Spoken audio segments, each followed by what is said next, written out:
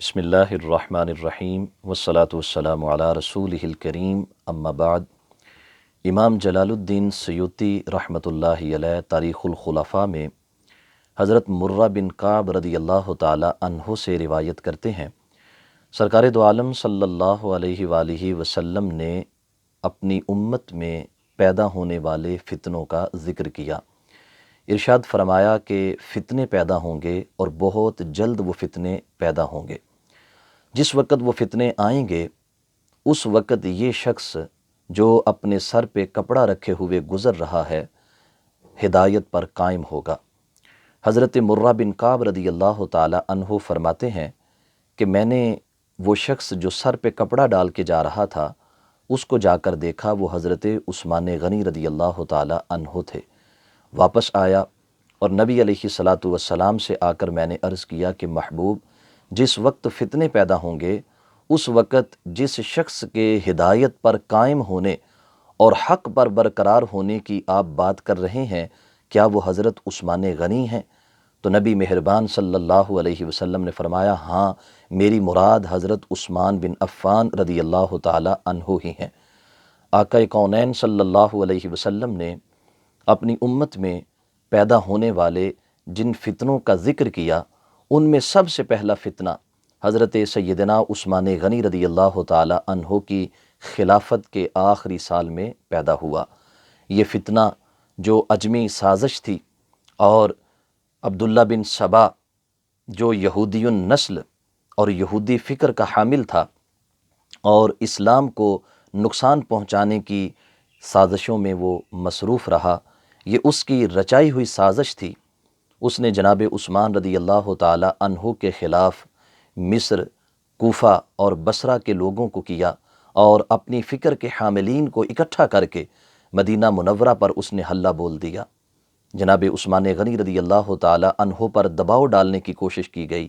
آپ رضی اللہ تعالی عنہ کو خلافت سے دستبردار ہونے کا کہا گیا، لیکن آپ رضی اللہ تعالی عنہ چونکہ اپنے محبوب صلی اللہ علیہ وسلم کے فرامین کے مطابق حکومت سر انجام دے رہے تھے، آپ رضی اللہ تعالی عنہ نے ان کے ہر مطالبے کو مسترد فرمایا۔ عبداللہ بن سبا نے جناب عثمان غنی رضی اللہ تعالی عنہ کے عہد مبارک کے آخری سال یہ سازش رچائی کہ مصر سے تقریباً 1000 لوگوں کو مدینہ میں اکٹھا کیا، اسی طرح کوفہ سے 1000 لوگوں کو اور بصرہ سے 500 لوگوں کو مدینہ شریف میں بلایا اور مدینہ شریف کا محاصرہ کر لیا۔ حضرت سیدنا عثمان غنی رضی اللہ تعالی عنہ کو جب خبر ملی تو آپ نے جناب علی المرتضیٰ رضی اللہ تعالی عنہ کو بھیجا کہ جائیں ان سے بات کریں کہ یہ کیا چاہتے ہیں، ان کا مطالبہ کیا ہے۔ حضرت علی رضی اللہ تعالی عنہ ان کے پاس پہنچے اور آپ نے سختی فرمائی،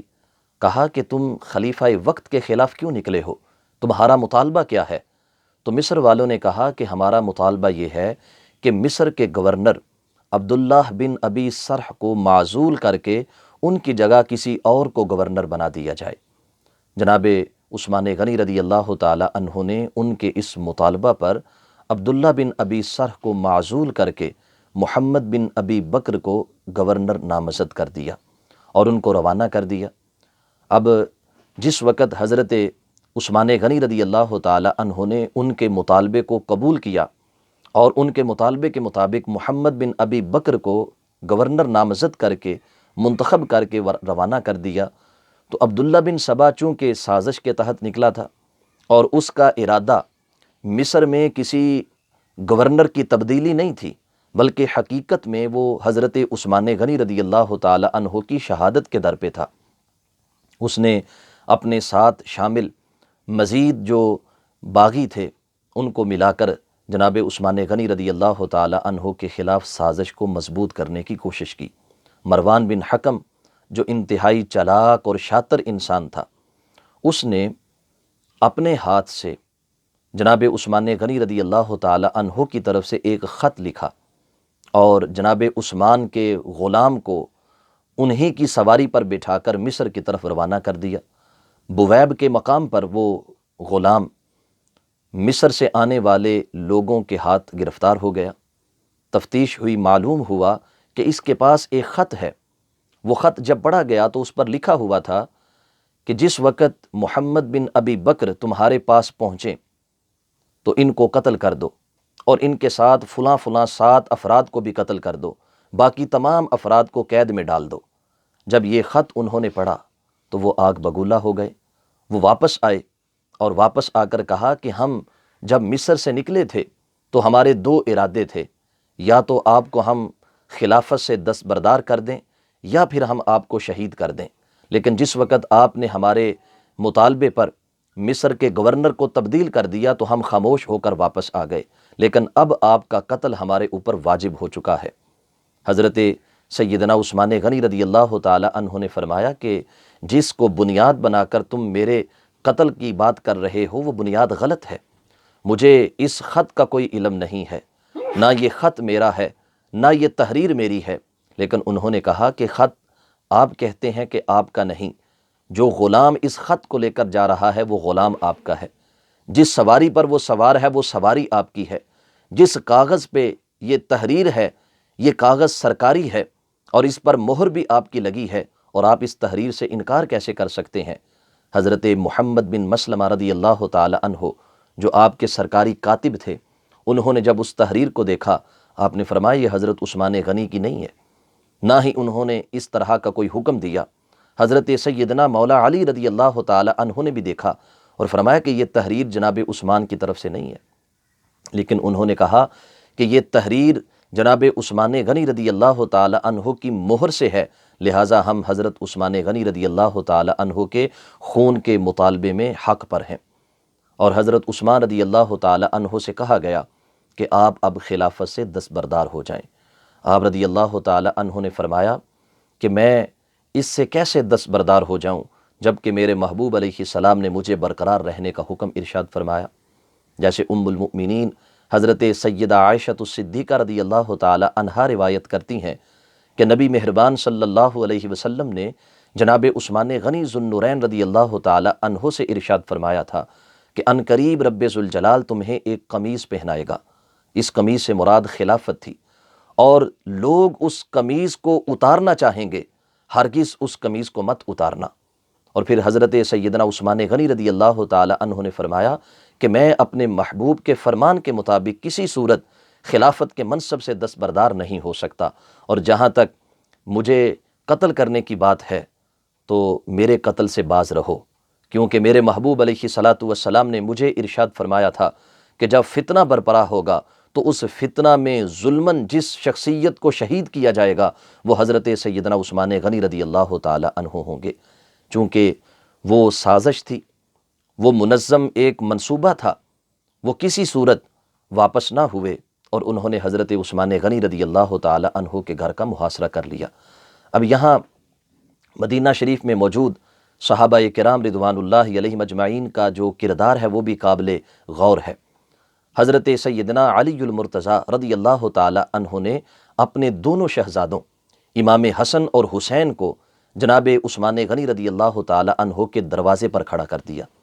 فرمایا کہ دروازے پہ آ جاؤ اور اپنے خالو جان امیر المؤمنین جناب عثمان غنی رضی اللہ تعالی عنہ کے محافظ بن جاؤ، تمہاری موجودگی میں انہیں کچھ نہیں ہونا چاہیے۔ اس سے آپ اندازہ کریں کہ جناب علی المرتضیٰ رضی اللہ تعالی عنہ کی نظر میں امیر المؤمنین حضرت سیدنا عثمان غنی ذو النورین رضی اللہ تعالی عنہ کی کتنی قیمت ہے کہ اپنے دونوں شہزادے،